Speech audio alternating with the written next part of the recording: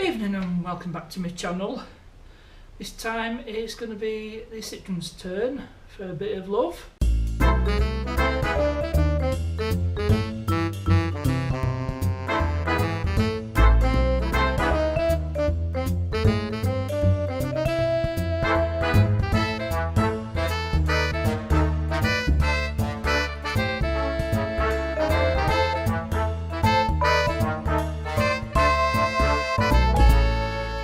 Now, ever since I've changed the dampers on this car, it's never been quite right. It's always been a rattle, and I've not managed to fix it. But this time I want to get to the bottom of the problem. So without any further ado, let's get the car in here.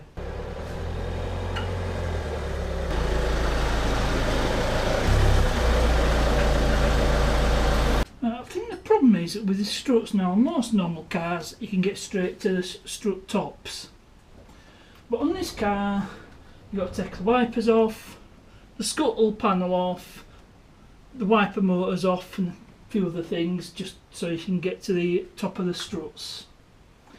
And the bottom of the struts is quite easy, just a couple of bolts holding it to the upright. So I think I'll just put you guys on time lapse, it's going to be boring otherwise.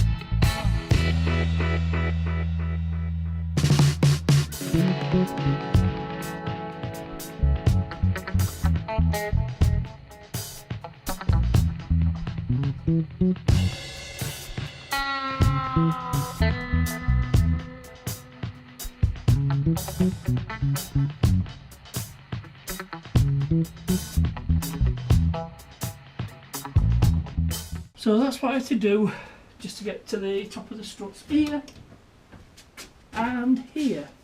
Right, okay, I've had a close look at these strut tops. I don't know if you can tell, but that one looks to be there's not much of a gap there, so that strut top plate is bearing down on the strut, on the strut tower, if you can call it that. But if we go over to the other side, it's a bit of a different story. Just get my torch. Hopefully you can see it any better. Seems to be a bit of a bigger gap there. So I think that's where our rattling's coming from. I'll set it up and just rock the car side to side, and you can see what the actual problem is. Right, you just give me a few minutes. I'll set you up. I'm hoping this rocking doesn't dislodge anything, but soon find out.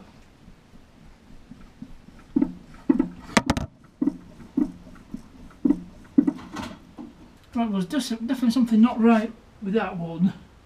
Bit hard to tell where the knocking's coming from. Anyway, I think if I take the struts off and have a look at them and see what's different between them, there's definitely something different.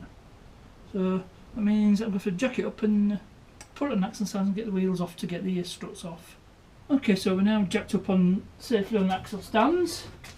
I don't think it's not going anywhere. So first thing I'm going to do is undo these two top nuts, and it's 21mm socket if I remember right.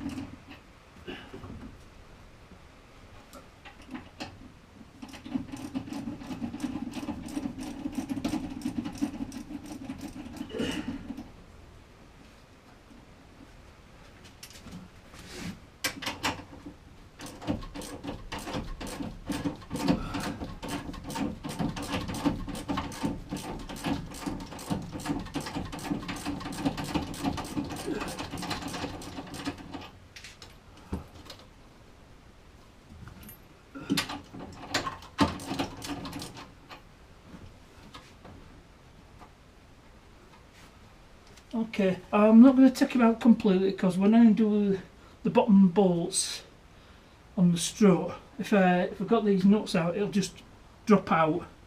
So that'll be next, and it's 18mm bolts. Okay, you can't see it from here, but there's a couple of 18mm bolts here and here which secure the strut to the upright, and should be just a matter of try the breaker bar on it first, which is why. Right, see if I can just loosen this. Nope.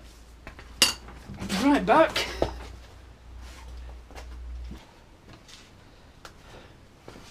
Right, try a bit of this. Oh, I've got it in the garage. My stuff's in Bullet Triumph. So just give it a quick douse.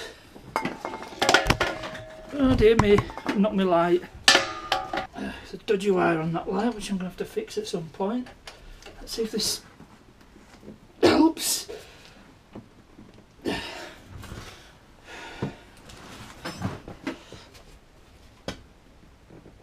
Yep, it's moving. So I'll just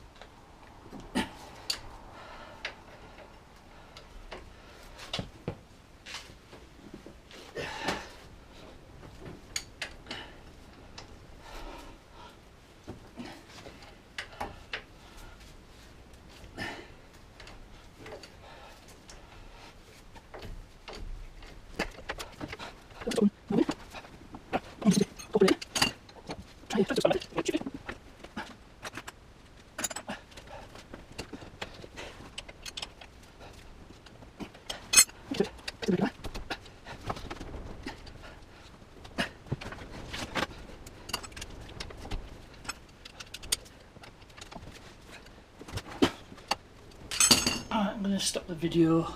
I managed to get it moving, so let's see.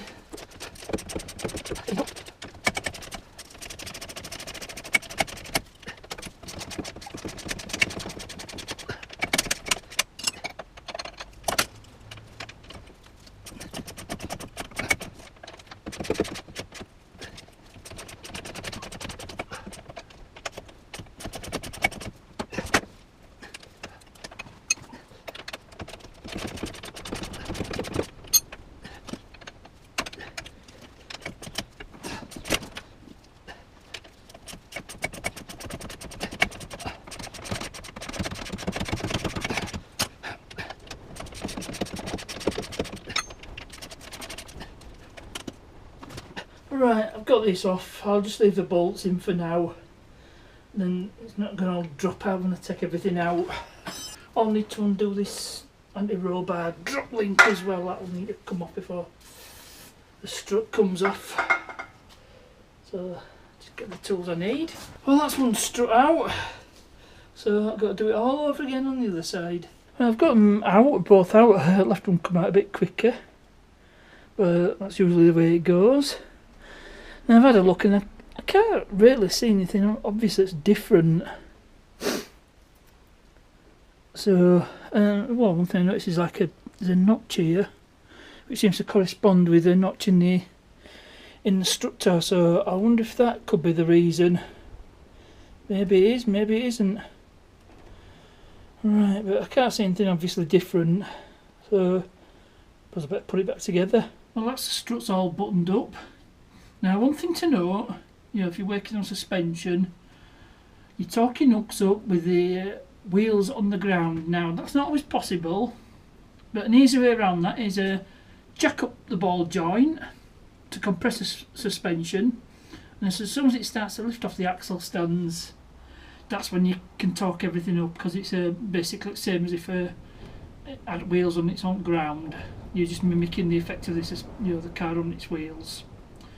So I'm just going to finish putting everything back together. I've got to get the wheels on and put the wipers on and all the scuttle panel on, so I'll skip all that and I'll see you in a few seconds when I've done it. Okay, all buttoned up, we're all done, so time to take it for a road test.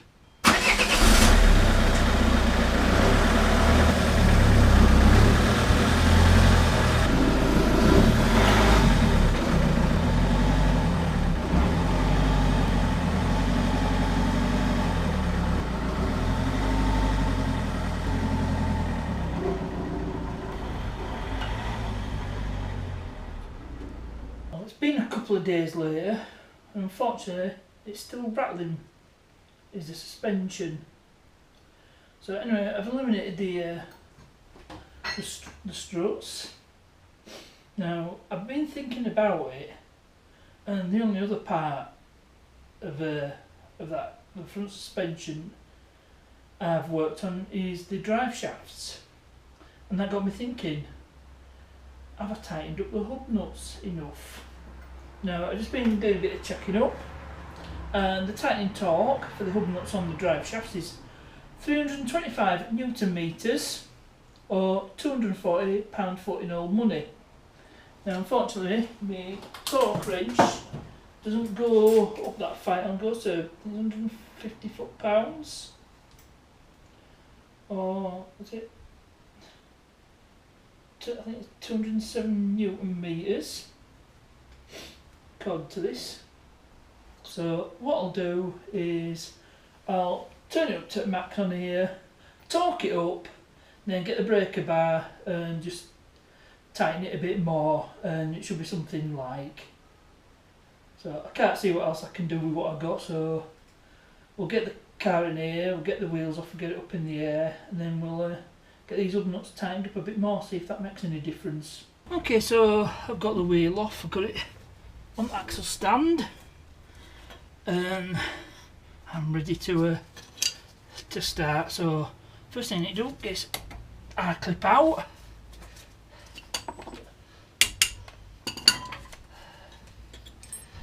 and then the cover for the wheel nut, for the hub nut, it just stops it coming undone when the our clips in place, and it's a 35mm nut is this one, so I'll just set my torque wrench.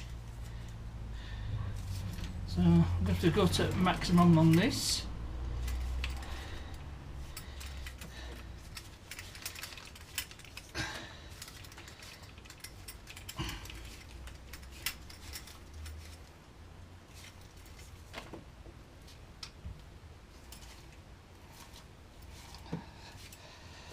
I'll just take it as far as it'll go.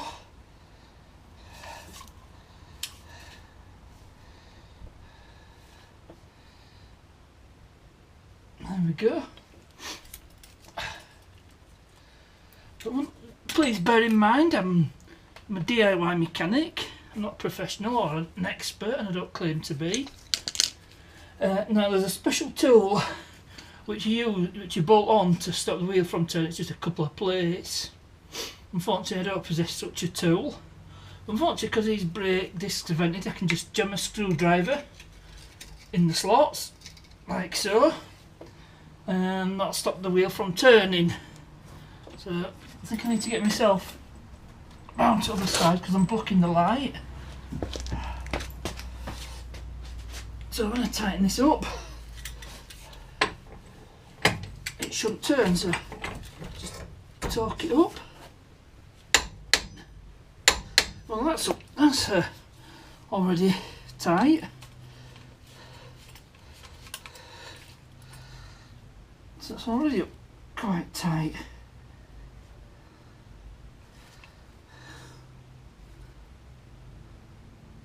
So I've already passed 150 foot-pounds, so what I'll do is I'll just try nip it up a bit more with breaker bar. Let's see how we go.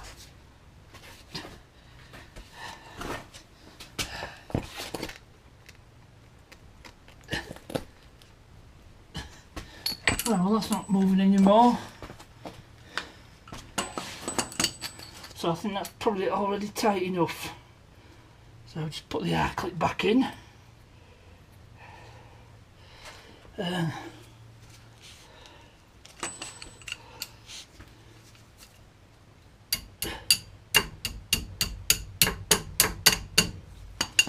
So that seems to be tight enough.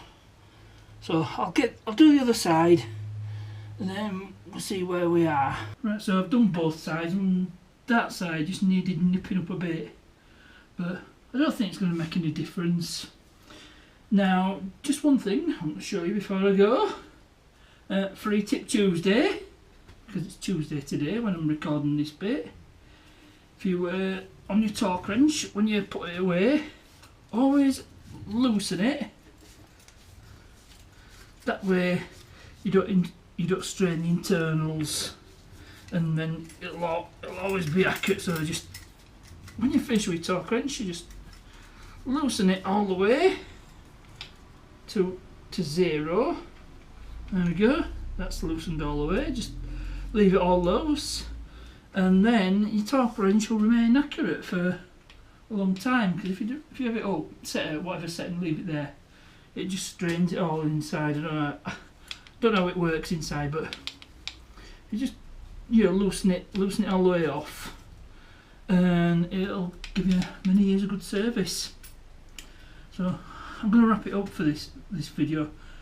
I can't think what it is unless there's some loose object rattling around, but I haven't a clue on this one. I'm stuck on this one. So please remember to like and subscribe. Comments and questions, you know where to put them. As ever, thanks for watching, and I'll see you later.